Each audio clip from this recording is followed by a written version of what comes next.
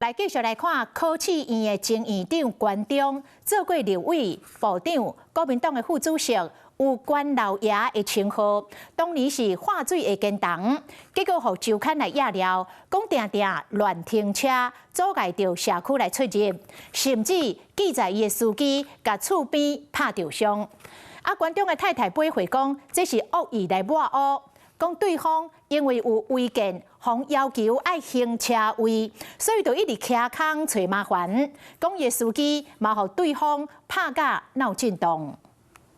一个查甫人甲一对兄弟啊，伫车的边啊，先杀来杀去，后来的这个查甫人用温罐卡其中一人的头，这个兄弟啊随冲进前，双方开始起相拍。 听到声，厝边冲出来想要做公亲，也无根本就无法度阻止，头皮卡到这个住户，一直流血，送去病院添6针。他不想惹事，他一直推，一直推，一直推，一直被打。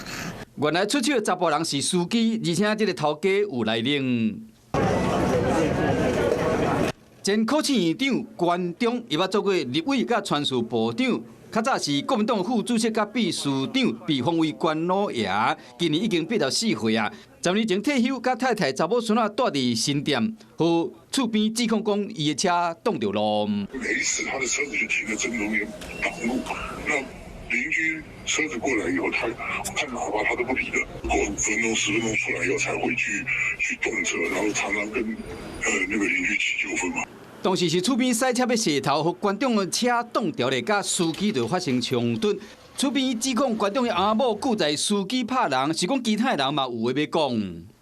我们看到的是，对方一直挑衅他，挑衅到最后他在抵抗的状态下的时候，他当然是有一种那种防卫性的动作出现。他真的很多人不高兴，就是开骂。 其实双方过去就带冤仇，厝边指控关中装潢无要整理，欠管理费，阁霸占车位。不过关中的太太讲，对方因为有违建，被要求停伊车位，就一直找麻烦。